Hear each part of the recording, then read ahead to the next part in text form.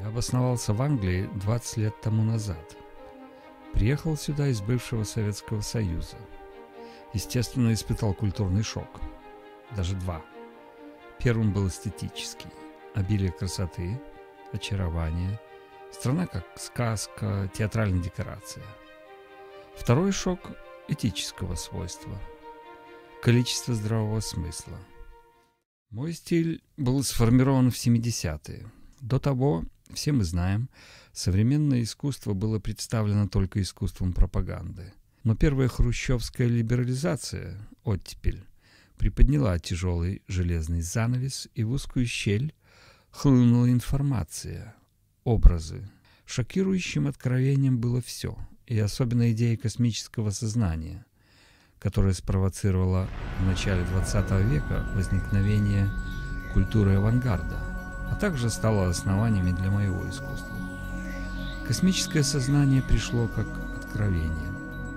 В своих первых абстрактных работах супрематисты изображали следы, отпечатки элементов высшего невидимого мира других измерений. Я взял на себя смелость изобразить не отдельные элементы, а весь тот невидимый мир, который мне представляется миром-существом, миром лаборатории, в которой создаются вселенные, эмоции и другие измерения. Конечно, используя чувство юмора и визуальные метафоры как язык. Я помню, случайно в чьей-то мастерской на полу я подобрал листок, вырванный листок из журнала, в котором я увидел непонятные значки, типа иероглифов. Это были рисунки Стравинского, которыми он изображал музыку. Одноголосие – простая линия, полифония – параллели, Шонберг, Вебер – сериальные композиторы и его самого Стравинского музыка.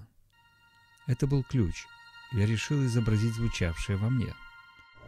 И для этого я взял несколько больших холстов и начал серию композиций, первую из которых я назвал «Провокация». И эта композиция была закончена в 1979 году. Моим вкладом, моим дополнительным элементом было привнесение объема в плоские абстрактные изображения.